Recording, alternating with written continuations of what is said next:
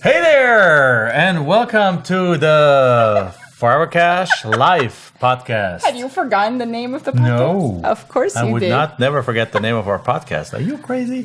But I'm super excited because we have Michelle back with us. Yay! Yes, wonderful. Okay, Michelle, what are we going to talk about today? Well, I came up with a few topics, but perhaps we could talk about how to go about doing due diligence for land or other kinds of properties. All right, let's talk about that. Okay, we'll be right back after this intro with talking about due diligence. Welcome to the Forever Cash Life Real Estate Investing Podcast with your hosts, Jack and Michelle Bosch. Together, let's uncover the secrets to building true wealth through real estate and living a purpose-driven life. Hi, we're back. We are back, and we are excited I'm super excited to have Michelle back here. I'm excited the last, to be with I don't know, Jack here. Probably 5 podcasts or so I did, or 3, 4, 5 podcasts I had to do on my own. Michelle, so you said we're going to talk about due diligence in land. Let's walk through a scenario. So we are doing a deal, and at what point of time do you do due diligence? For land, we do minimal due diligence up front before an offer gets sent out in order to, determine, comp values and so on and so forth. But then the bulk of it really comes once somebody has accepted, basically, your offer. All right. So what that means is, and that actually drives me crazy many times when people get that wrong. So let me reiterate that for 1 second. Or perhaps we talk a little bit about, so you've sent out your letters, they've called you back, you went ahead and did, like and they I want said, an offer now, preliminary analysis because they want an offer. You send an offer, and now it comes back. And now you go through. The offer is accepted. Yeah. So what a lot of people do wrong is the moment that somebody calls them, or actually worse, they get a list with 1,000 records on there, and they start doing research on every single one of those 1,000 records. Don't do that. Yes. Right? That's crazy because you're going to spend the next 2 months doing research on these properties without even knowing if any one of these people want to sell the property to you. So forget about that. Zero research up front other than picking a county, right? Picking a county is subject, though, to a different podcast. Yeah. So you already selected your county. You just send out those 1,000 letters. So now, let's say 80 people call you back. Now, what the next thing people do wrong is they take those 80 people and it's like, oh my God, I got to find out everything about each of these properties. And they spend like a week on each of these properties. And or a day on actually, these some of properties. this due diligence can also even be made when that first, inbound call comes in from the seller, because you're going to ask them a few questions about the property. Right, exactly. You're going to ask them, do you have access? Does the property have access? That the property Is it have street any road access or is it paved access, dirt road access?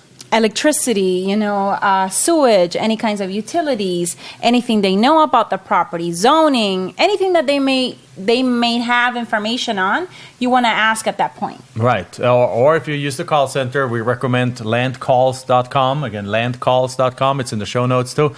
You can you train them, you ask them to ask these questions, and they already know how to do this anyway because they work with lots of our students. Yeah. So it's minimal, right. and it's minimal effort, and you're getting it from the seller. So that's the first source. That's a first source. But then what a lot of people do wrong is they go and do a deep dive on each of these properties. They found out, like one of our students at the last live event mentioned, and he just got multiple deals done after finally getting this and adjusting his ways. He just literally in our Facebook group, My Open Path or Forever Cash is the Facebook group.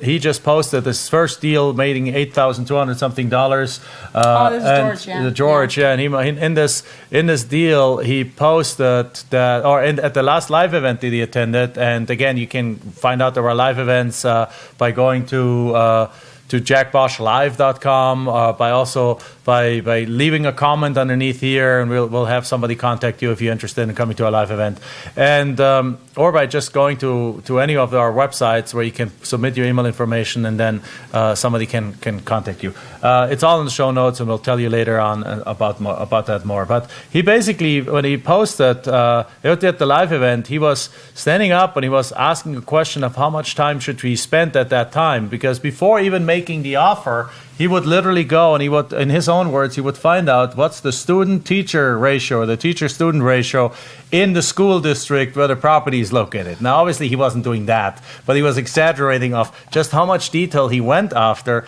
before even making the offer. Yeah. And we're like, no, don't do that. That's the wrong approach to this. Instead, what should they do at that point? Well, first you want to have an accepted contract. No, before you even make the offer. How much research do you do at that point? I mean, maybe 5-10 minutes max. Thank you. Exactly. 5-10 minutes.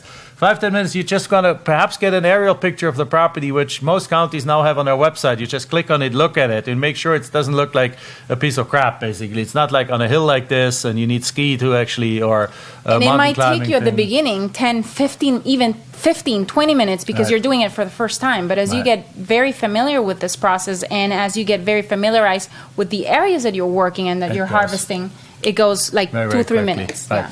And then you also want to get, once you found it, you want to go see if there's anything else sold around it. What's some comparable values? And we have another podcast episode where we talked about the comps and things like that. So those things you want to find out. But as soon as you have a rough ballpark value of that property, so let's say anywhere from $30,000 to $40,000, that's enough. You don't need to find out if it's worth 31 or 35 or 39. Because in the land area, you're not going to make an offer of 89% of market value.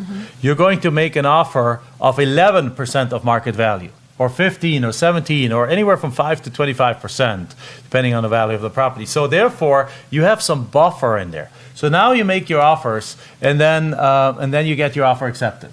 Right? Just like it happened to one of our students. He started 5 weeks ago. 5 weeks ago, already got his first 2 offers accepted with a built-in profit of $25,000. Isn't that exciting? It is exciting. I love it. And here is, and so now what, at this point that you have the property accepted, what do you do then? Are you asking me? I'm asking you. This is a quiz, So Michelle. once it's accepted, you go ahead and call and say, "Hi, Mr. Seller, I just got your offer. This is, how it's going to work. I'm going to send this to title, and this is approximately how long it's going to take, and so on." So you set some expectations.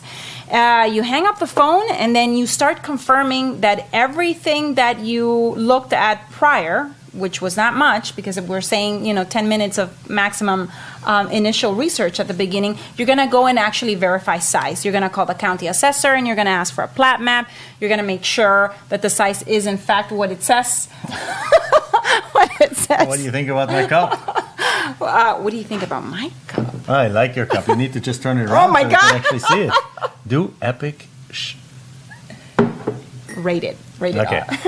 R. So I like yours basically- better. Yours is much more uplifting than mine. Anyway, go ahead. Yeah, so you're gonna verify size, you're gonna get a plat map, you're gonna, and this is all information that you're gonna need at some point to market the property as well, or to even start marketing the property in parallel if what you have is an option contract, on the parcel. Or even if you have a regular contract yeah. with the close of escrow being 3 months out or so. So at this point, you verify everything you already know, and you do a deep dive. And verify, the value especially. The value, the access, the buildability, can you build on it? Just because there's houses in the neighborhood doesn't mean you can build on that property, right? There's many cases where the zoning, the rules were changed 20, 30 years ago, and before you could put, like there's properties where you would have to put a septic system in there, but it's sheetrock underneath, so you can't really, the septic system doesn't work. Well, what they did in the 70s and 80s, they put little dynamite sticks in there, and they had it explode, crack it up, and now the water sinks nicely into the ground. Well, they outlawed that. So all the last houses were built were just up to that regulation. They built houses in the area. Now you can't build houses anymore. Well, if that happens, you want to find out about that. Don't just assume that you can build on it. Or they put size regulations in there that you used to be able to build on a quarter acre. Now you need half an acre. Well, if you buy a quarter acre property and you just assume you can build, you might be in for a surprise. Yeah. Those are the things you need to check on. You need to check on if there's an HOA. Have the HOA fees been paid? Yeah, is there a lien against it? Is there a Which lien will come against with that? title work Yeah, at some title point. finds that stuff. But still, you want to make sure that the stuff is checked. You want to make sure that there's like all these things, if you're worried about environmental issues, go to Environmental Protection Agency website, right, EPA, and do a search there for that property address or for a location on there. Find a house close by, search for that address, see if there's anything within half a mile or so that has been affected by any environmental issues. And if that's not the case, then your property, chances are, has not been affected by it either, right? And so on. So you dig deep, you find out if this is an area where wells are being drilled. How deep is the well level? How deep are the water levels? Right? There's areas in some parts of the country where the water levels are 3,000 feet deep. Right? So you can't say like, well, just drill your well, because a well is going to cost $60,000 or $80,000 to build in those areas. But if you find out that the water levels are 100 feet deep, well, that's a marketing tool. Now you find out that somebody can deliver water for you. You find out exactly that somebody can deliver water. You find out anything you have to find out about that property. Are there any protected animal species that live there? Oh my gosh, yeah, right? That's a good one. There's tortoises in the West Coast. There's birds on the East Coast and central United States. Certain protected birds that if they nest in the area, and the county has maps with overlaps of where these protected areas are. If your property is right smack in there, you won't, whoever you sell it to will not get a building permit to build on it, because they would have to probably cut down some trees or so on there, and so on and so forth. So you have to dig into those things, but you only do that once you have the accepted offer. So the process again goes, no research up front, send out the letters, very little research, just value, rough like-kind value before you make the offers. Once the offer is accepted, now it's deep dive, make sure that like in Florida, for example, people love asking the question if you can put a mobile home on there. There's lots of people with mobile homes in Florida or in the South in general. So if you have a property that you want to put a mobile home that is buildable, ask the county, can we put a mobile home on there? If the answer is yes, use that in your marketing to sell the property, right? And so on and so forth. Now, how does that compare to due diligence in other kinds of real estate? Well, for example, we just purchased an apartment complex, or we're in the process of closing within the next few weeks, and due diligence there was excruciatingly, painstakingly difficult. I mean, you have to actually hire an outside company to come and help you, unless you've done this in the past. But in any case, even if you want to have somebody from the outside come, a third party. Right. And help you basically not just do a due diligence that involves a physical inspection of the property, but actually due diligence on the side of the finances, that the seller is really giving you the information and that is in fact truthful. You go through every lease jacket and so on and so forth to confirm rents and any income or expenses on that property and so on and so forth. So very, very involved, and you definitely want to do this, before your contract, before your inspection period is over, because it could be very costly. Right. So yes, particularly in an apartment complex, like you do a financial analysis. They send you the numbers and rent roll before you even put in your letter of intent in.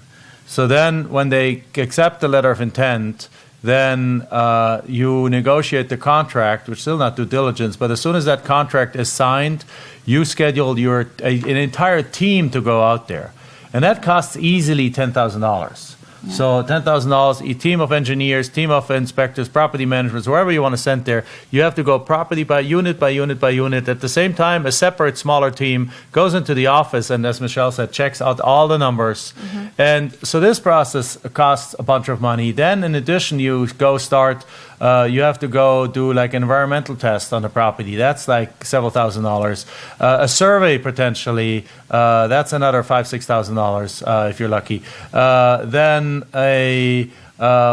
you might have to have a plumber come in and snake all the plumbing, particularly if the apartment complex is a little older, right? Yeah. A roofer to come and inspect the roof. So it's all these extra things that you need to do. And if you find something that's a showstopper, guess what? You cancel the deal and you out all that money. Mm-hmm. So if we compare that, we're doing both, and we're doing one because it's a long-term wealth generation vehicle, and the other one we're doing because it's a fun cash and quick cash and profitability and cash flow kind of business. But it's not even comparable. If you're a beginning investor wanting to get started in real estate, stay where the simplicity is there, Yeah, where you spend a absolutely. few minutes on your computer figuring out the value, and then once you have an accepted offer, even all the research we talked about earlier on the land side, it's all for free. Yeah. It's all for free because it's all on websites. You don't have to literally spend Simple phone a call. dime Yeah. of money to get all the research answered that you have to research figured out that you have to figure out. On this side, it easily is going to cost you $15,000 to $20,000 on the low side, Yeah. and potentially $30,000 to $50,000 depending if it's a big building or so. So those are the differences in due diligence on a very high level between land and non-land. And of course, houses are somewhere in the middle, because in houses But the you need houses, an you're inspector. mainly doing a physical inspection. But you know, still, you and can- estimating repairs depending on what your exit strategies for the parcel. Are you wanting to buy and hold, and therefore your repairs are minimal versus you're trying to retail it, and so on and so forth. Exactly. Or So the wholesale. different levels, and but still, the main thing is one is here only on your computer, Yeah. only at home, in your jammies or naked in bed, whatever you prefer, and at 2:00 in the morning, somebody said that. Where else can I be at 2:00 in the morning naked in my bed and do deals? And it's like, okay, I didn't want to have a visual, but it was a interesting comment. So yes, but you can do that, and in the housing side, somebody needs to go see the property and inspect it. And you can hire that out, but then it comes with costs again, and it needs to be somebody you trust. And the apartment side, an entire team needs to go out and look at the property. And then, by the way, after that, after you're satisfied, the lender is going to send out their team. And if you're working with Freddie Mac and so on, they're sending out their team. So it's literally 3 sets of people are going to go door to door by door and look at every single unit of that apartment complex. So it's literally, this is here and this is like 10 stories above us, the amount of due diligence that each of them require. But don't It's- come with the mindset of multifamily for land because it's It's unnecessary. not. Yeah, you got to simplify your mindset. As a matter of fact, we have one coaching student right now. His biggest challenge is to simplify his mindset because he comes from this environment where he does some really tremendous, amazing multi-million-dollar deals, and he wants to add this for the stability of it because these are deals that bring in a ton of money and then they bring nothing for a while because they take like a year, 2 years to finish. Right? Yeah. And he wants to add from the land, the deals, the cash from the land deals and the cash flow from the land deals as a stabilizer to support his kind of like his otherwise roller coaster like cash flow in his life. And that's a very cool way to do this, whichever way to do this. And obviously you do this whichever way you want. But just make sure you understand this is all online, all for free. Here's a little cost involved and much more knowledge involved. And here is like, this is like a PhD of real estate. Yeah, absolutely. All right? I think that's a wrap. That's a good comparison on all three and why land is the way to go. It is, absolutely. Particularly if you're a beginning investor and you're looking for quick cash and for quick cash flow.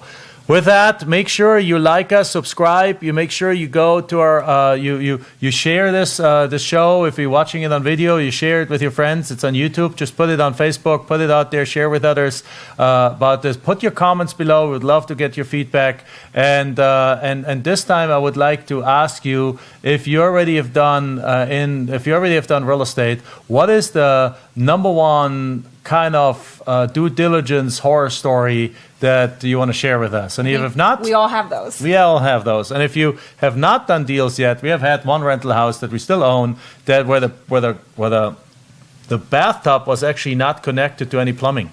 There was a hole in the foundation and the water would just go into the ground. Like that's some of the crazy stuff you come across. Luckily, that was cheap to fix. But just seeing it was like, oh my God, they've been living there for 20 years.